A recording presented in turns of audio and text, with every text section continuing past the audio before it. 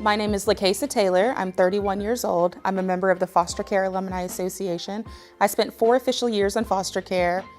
My name is Takisa Dixon. I am from Los Angeles, California, and I was in foster care from birth to 18.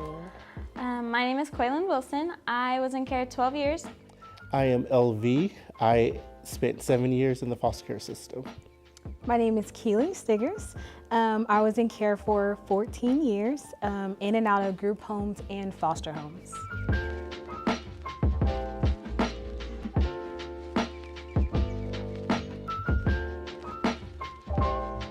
One of the biggest challenges that I remember is living in a town where there weren't very many resources for African American youth.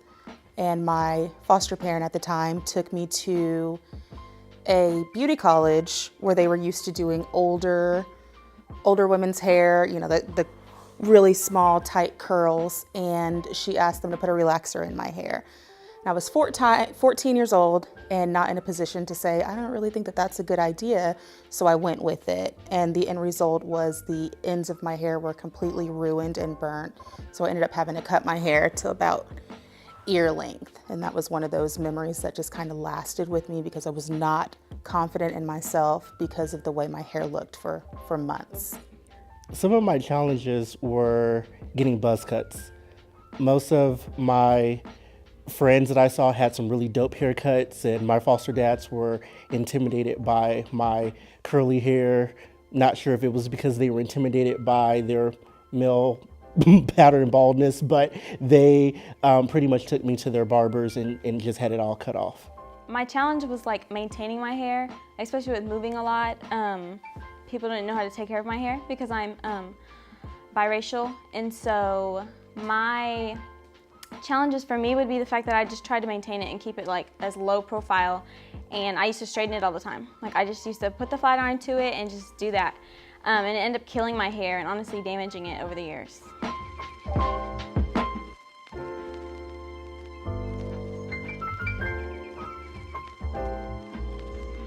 I think that Cut It Forward is important, not only because I am a foster alumni, but previously I worked in child welfare.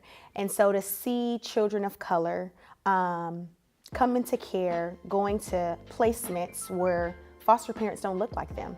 They're not educated on their needs, on their hair needs, their skin needs. And so when we have kids that are removed, experience a traumatic event, they're coming to our office. Investigators are bringing them to our office. And here we are getting these kids ready to send them home to a foster home. And so we're in the office doing hair, doing straight backs, doing ponytails, washing hair in the bathroom sink. And so with resources like Cut It Forward, you have these children that are placed in foster homes that have already experienced a traumatic event. With a resource like this, it gives not only foster parents, but those kids a sense of stability, like, I can be here. I am beautiful. My hair is gonna be done. My skin is gonna be moisturized and not ashy. But the way that those children can feel like, okay, this can be okay, and I can feel good about myself, especially with our culture. The way we look, the way that, we twist our hair, or wear our earrings, or, do our makeup. It's who we are. And so for kids, even young kids, older kids, that's how they express themselves. And so I think that's why Cut It Forward is important. I think Cut It Forward is important. It helps young males who don't have a connection to the Black culture to be able to help them identify barbers who are willing to welcome them in. It has lately, I've found a Black barber who's willing to cut my hair, and even though he kind of jokes around with me, he's lightened up to let me know that the jokes are not about you, but to just kind of bring you into the fold. And I think Cut It Forward will help young Black males like myself who didn't have that connection when they grew up, that they can have it now.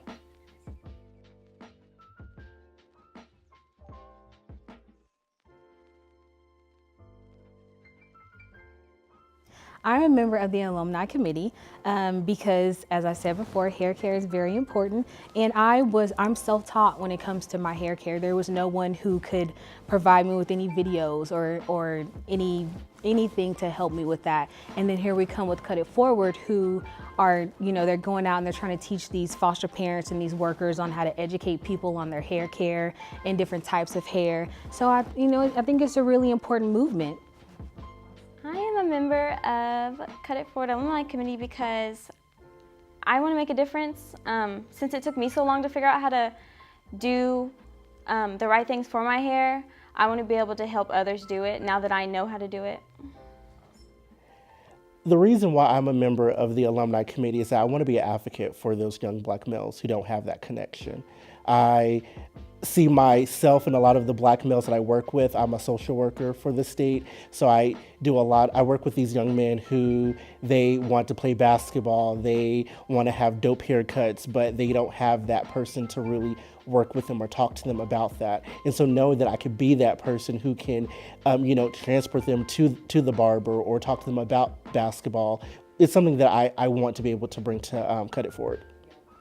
I'm a member of the Alumni Committee because I don't work in the field of social work, but I think it's so important to give back from a place of experience as opposed to education. College education can only provide so much in terms of social work and the entire field, but having lived through it, that experience is just what pushes you to be able to help pushes you to be able to understand what current foster youth are going through and to figure out how to help them be successful. I am a member of Cut It Forward because I love foster care.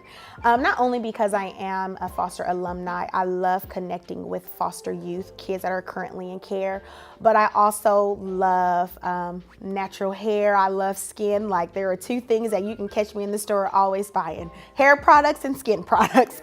And so to be able to be a part of something that is so needed, not only in this state, but literally all around the United States. It's just such an honor and it's such a privilege. And so just to be able to provide service and insight as an alumni, but also as someone that has worked in child welfare with foster youth and foster parents, I think that it's something that I absolutely love doing and I love being a part of.